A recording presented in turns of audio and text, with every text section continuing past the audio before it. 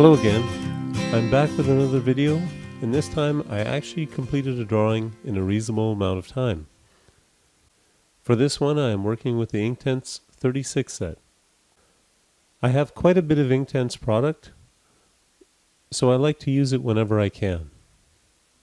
I have the 24 and 36 set of pencils and the 72 set of blocks.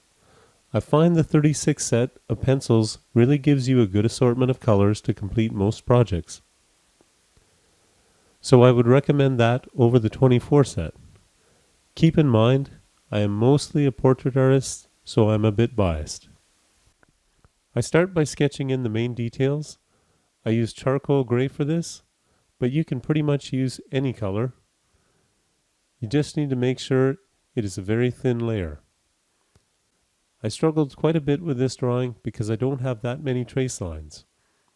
My reference image wasn't good for tracing because of the contrast. I mainly traced in the eyes, lips, face and head, as well as some clothing details. This may be a good thing because I want to move away from trace lines, but it is bad because I have a tendency to screw things up.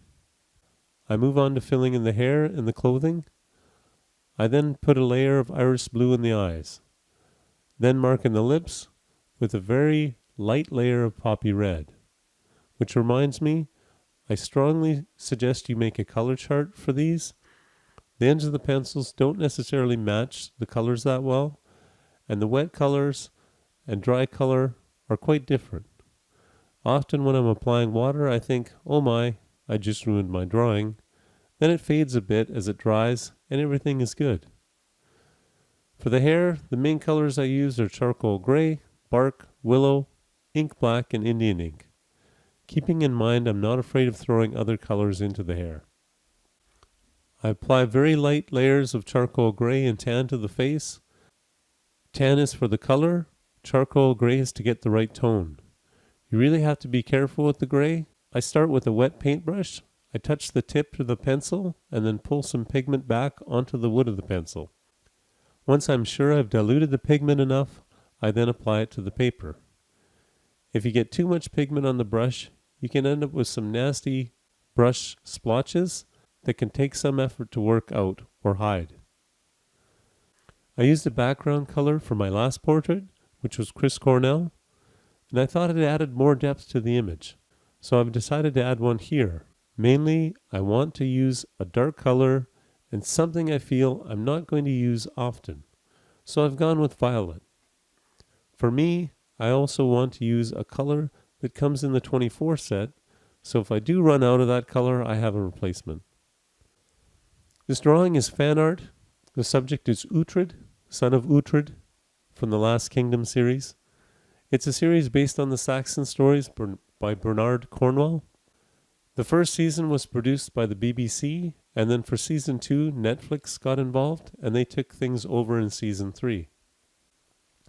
Uhtred is played by Alexander Dreymon. I previously did a drawing of Skorpa from this series. I plan on doing a few more characters. I really like this series and recommend it. I must admit I feel the BBC did a better job of the first 2 seasons, but the 3rd season was still enjoyable.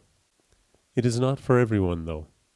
Kind of like a toned down Game of Thrones, but there's still a few intense scenes with bloodshed that would turn some people off. If you do give it a try, be sure to watch at least the first 3 episodes of season 1, as I found it took me a few episodes to really get into the show and appreciate the characters and acting. For the skin tones, I add some color using very diluted poppy red. This gives you the rosy cheek look. There's really no flesh color. You just need to figure out how to make your own. Most of the work around the eyes is done by adding various browns, bark, willow, saddle brown, and baked earth to darken things up. Mainly it's all about layering things. I should mention the paper I'm using is Fabriano hot press watercolor paper, the 11 by 14, and it seems to hold up reasonably well. For the Inktense pencils, there are several ways that I use them. One method is to simply draw with them and then add water to activate the ink. When doing this, I usually color in a section smaller than what I want to fill, then use the brush to push the ink to fill the area. If you haven't noticed, I'm not good with a brush. One of the reasons I'm working with Inktense is to improve my brush skills. The second method, which I find more conservative, is to apply a brush to the tip of the pencil and use a brush to apply the pigment. This method I tend to use more often than using them as pencils. I could opt to use the blocks, but I do find the pencils to come in handy at times. The last method, which I don't necessarily recommend, is to wet the paper and use the pencils on the wet paper. This produces intense color lines. I don't recommend it, as you can 1, damage the paper if you push too hard, and 2, produce intense blotches of color that are mostly permanent. So here's where I raise the white flag and bring in the Faber Castell Classics. Inktense drawings tend to go fairly quickly for me in the beginning, but then I find after I continue to add layers, I'm either not getting the contrast that I want, or I'm unable to get the details. I choose to use the Faber Castell Classics because I like to use them, and I can get them to good sharp tips for details.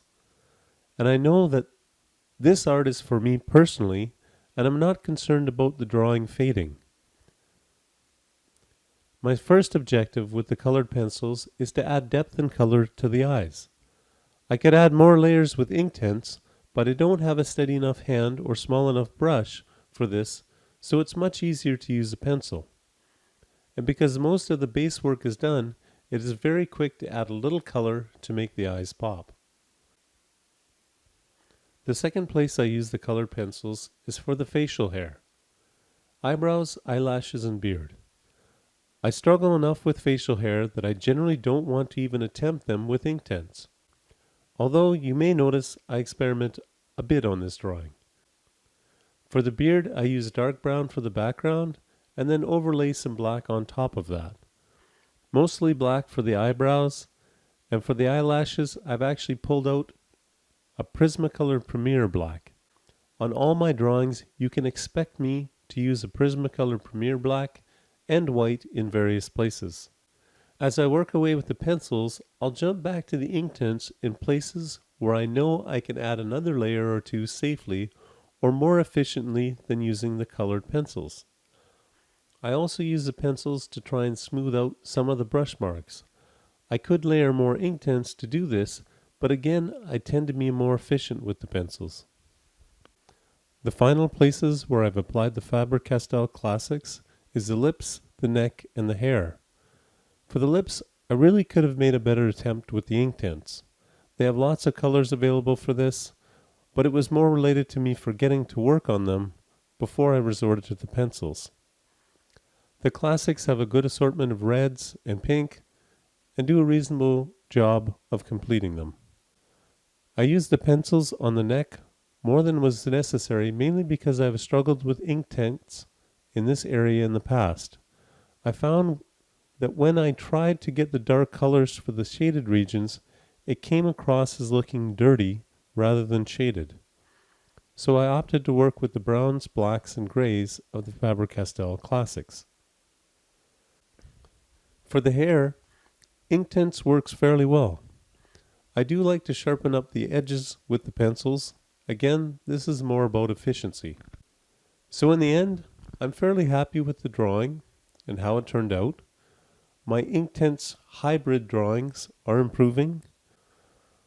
My goal end with working with Inktense is to enter something into the Derwent Art Contest. I was hoping to make an Inktense only drawing, but the more I work with them, the more I feel I will have to include colored pencils. This means picking up a set of Derwent colored pencils. I have played around with the Derwent Color Soft, and I'm not fond of them. And from the reviews I've read of the Derwent Studio colored pencils, they don't seem like an option for me. I still have hope that I can get by with just the Inktense and a few Derwent Color Soft singles. We'll see. My next drawing will probably be a pastel portrait of sorts. I'm a little bit on the fence here, thinking of pulling out my acrylic paints again. But that's all for now, and thank you for watching. And if you haven't subscribed already, please do so. If you have any questions or comments, just let me know.